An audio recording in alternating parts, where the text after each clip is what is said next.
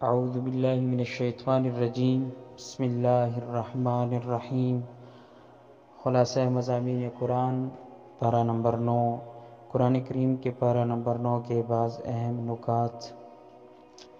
لوگوں کا ایمان، ان کا صحیح کردار ان پر اللہ کی نعمتوں کے دروازوں کو کھول دیتا ہے۔ سورہ اعراف آیت نمبر 92۔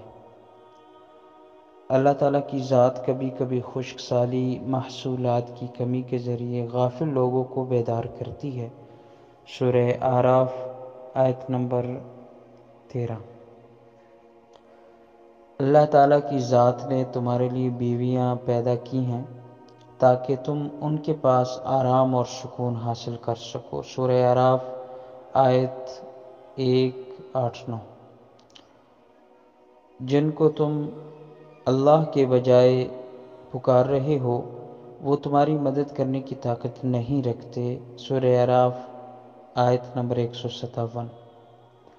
لوگوں کے ساتھ درگزر سے کام لو، ان کی غلطیوں کو معاف کرو۔ سورہ اعراف آیت 199۔ جب قرآن پڑھا جائے تو پوری توجہ کے ساتھ اسے سنا کرو، خاموش رہا کرو تاکہ رحمت خدا تم پر نازل ہو۔ سورہ اعراف 204 نمبر آیت۔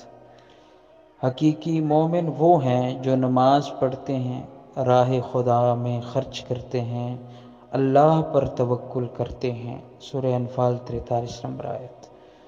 اگر تم اللہ سے ڈرو، اپنے اعمال کی حفاظت کرو تو تمہارے اندر حق کو باطل میں تمیز کرنے کی طاقت پیدا ہو جائے گی۔ سورہ انفال آیت نمبر 29۔